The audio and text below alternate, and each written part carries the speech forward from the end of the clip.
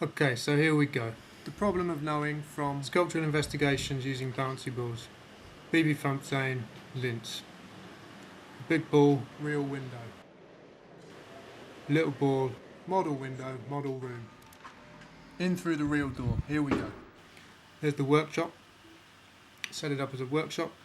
There's Sebastian, giving us a little intro. There he goes. In we go. Sebastian is 1/4 of BB Fontaine. The other two are out of shot behind the wall. This is the kind of future room. Not this future. It's a machine that didn't function, but I made a video to show it functioning. You see that in a second. If you were here, but you're not here, so you won't see it. Well, of course, you can check it on the website. Here we go through the doorway into the workshop. These pictures that move, I call them. Some of which I made into videos, some of which I didn't. Framing ideas. That was the idea with this one. Highlighting just the process of thinking. I guess that's the idea of being in a workshop. It's also me playing with the idea of a storyboard, a cartoon, a sketch. Here's the videos I was talking about. See the website for more details. Yeah. One of the guys who was shy here in the video, this was his favourite bit. He didn't really care for the stuff in the next room. It's my homage to Robert Morris, that bloke from the 60s who did Box with the Sound of Its Own Making. Sound jar with quite hissing.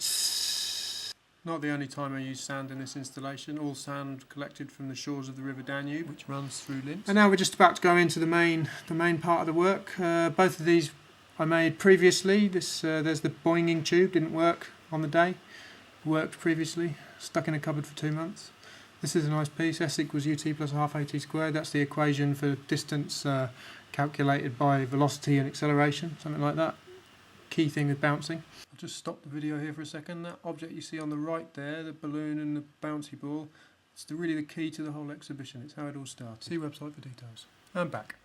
And then here we go into the action space.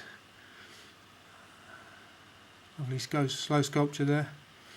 Just tips the ball backwards and forwards. There you see we're in the space for action. And then in a second, oh, we're back outside the space again. Back in the space. And then away we go! This massive sculpture here was, oops, bullseye view. Very tenuously balanced, but fine for bouncy balls. Lovely, delicate sculpture there. This sculpture called Up. I didn't see anyone using it correctly. What I'm showing you here is really how viewers should have experienced the space. This is like the ideal walkthrough. On the original footage here, can't see the ball. Who knows where it is? Like molecules, see? Small child there getting involved with sculpture from one of the days it was open. Over the shoe now. There we go. More physics here. Force transfer. My shoe again. People love this piece. Really nice and slow. I've got the Just Do It.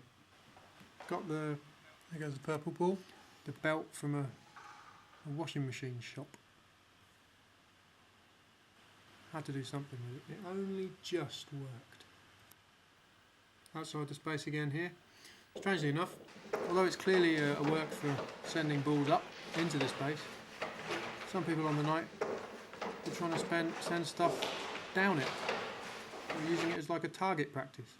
They couldn't have been more wrong. Raises interesting questions for me about the idea of interaction. I mean, what's the point if people are going to use the stuff that you've made in the wrong way? Of course, there's the argument that anyone that moves away from art that's simply for looking at is some kind of coward. There's the sand I was talking about, rest of the pile. The red ball you see there is from a limited ball. Limits demarked by the masking tape, limited by a piece of string. Here comes the yellow ball into the space, past my shoe there. Up it goes, down past the awesome deflector. So cool because it was most positively not awesome. There goes the green ball again. Oh, now it's the yellow ball. Continuity problems resolved. Seamless editing. Let's come quickly back to the idea of the coward. The idea that the art coward needs to see results from his audience. Wants to see them dancing around and stuff. It's not brave enough to assume that people are thinking about what they've seen. Back to this lovely slow piece. Intriguingly, many people, whilst watching it, actually expected the ball when it fell to follow the path of the dotted line, which of course would defy all the rules of there it goes. And here's the final path of the purple ball. This piece wouldn't have worked without the help of one Hansi Raber. It's a button-operated solenoid. Controlled by a microcontroller. Had a very interesting conversation with him. There it goes, look, you see, that back down into the bar. Oh, and Sebastian catches it. And he said to me, if we were to sit down and talk about the work that I made in this space, what would I say about it? So that was a very interesting question.